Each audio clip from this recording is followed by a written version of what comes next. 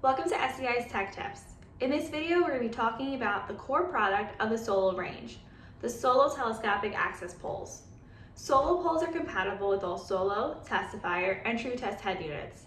They also come in various sizes. The Solo 100 is a 15-foot access pole, the Solo 108 is an 8-foot access pole, and the Solo 101 is a 4-foot extension pole.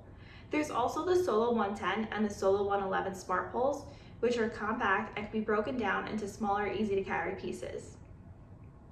In this video, we'll show you how easy and simple it is to use the Solo poles. As always, working at height comes with safety precautions. So before we bring out the Solo pole, let's mention a few. Solo poles should always be held vertically when they are being raised or lowered. Do not raise the pole more than 4 feet from the ground. No more than 3 Solo 101 extension poles should be used at a time.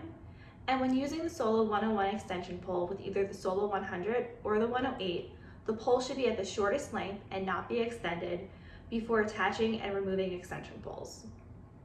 When raising the pole, you'll want to place the pole foot on the floor and attach the test tool. As mentioned, always hold the pole vertically. If you are using an extension pole, you'll need to attach the test tool to the first extension and, if needed, attach the second and third extension pole before attaching either the Solo 100 or 108.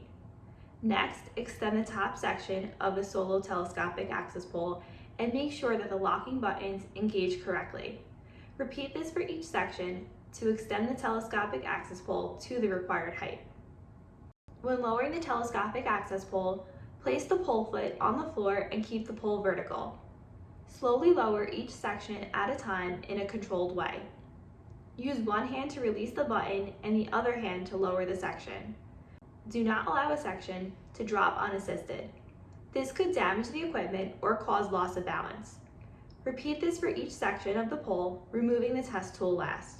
If you are using an extension pole, begin removing the extension pole once the telescopic pole is completely retracted.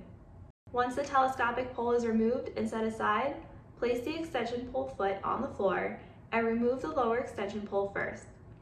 Repeat this until the extension poles have been removed and then remove the test tool last.